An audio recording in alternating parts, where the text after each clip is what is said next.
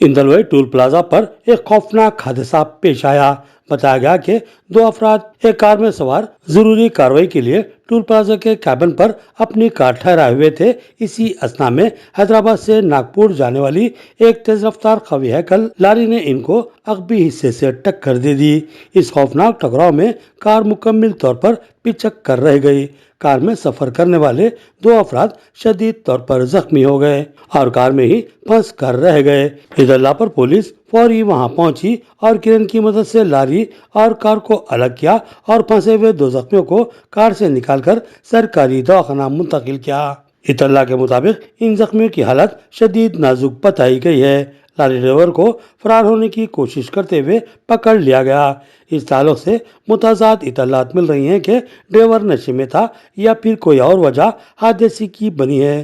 कुछ लोगों का कहना था कि ड्राइवर शराब के नशे में धुत था, जबकि बेशतर अफराद ये कह रहे हैं कि लारी का ब्रेक फेल हो गया था और वो इंतहाई तेज रफ्तारी से टोल प्लाजा में दाखिल हुई और कार को कुचल दिया और करीब भी वाक़े कैबिन को भी बर्बाद कर दिया। इतला ये भी मिली है कि टोल प्लाजा के कुछ मुलाजिम भी जख्मी हुए हैं। मजीद तफसीलात का इंतजार है। पुलिस मसरूफ़ तहकीकात है। जल्द ही मुकम्मल तफसीलात से आपको वाकिफ करवाया जाएगा।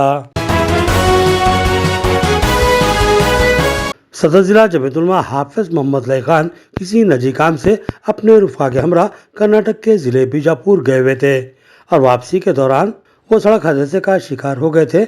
इनको और इनके साथी रुफा को शदीद चोटें आई थी। हाफिज मोहम्मद लई खान की गर्दन पर भी अंदरूनी जख्म आए हैं। इतला मिलते ही कई दोस्त अहबाब व बही खवाहान ने इनकी क़यामगाह पहुंचकर इनकी इयादत की।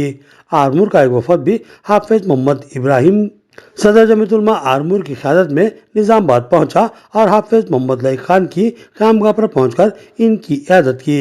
इस वफद में मुसैब खान महफिल होटल के अलावा मीर माजिद अली साबिक़ MPTC Armoor, Yusuf Khan Armoor TRS leader, Abdul Samad ताजिर, सैयद जफर अली नुमाइंदा सियासत आरमूर, हामिद अली नुमाइंदा महवर निज़ामाबाद आरमूर, मोहम्मद सैफ अली नुमाइंदा राष्ट्रीय सहारा आरमूर भी शामिल थे। इसके अलावा आज जमीयतुलमा तेलंगाना के रियासती कायद मौलाना मुफ्ती महमूद जुबैर कासमी भी अपने रुफ़ा के हमरा हाफिज मोहम्मद लई खान की क़यामगाह पर पहुंचे और उनकी मिजाज पुरसी की और उनकी सेहत कामिला व आजिला के लिए दुआ फरमाई और नेक ख्वाहिशात का इजहार किया।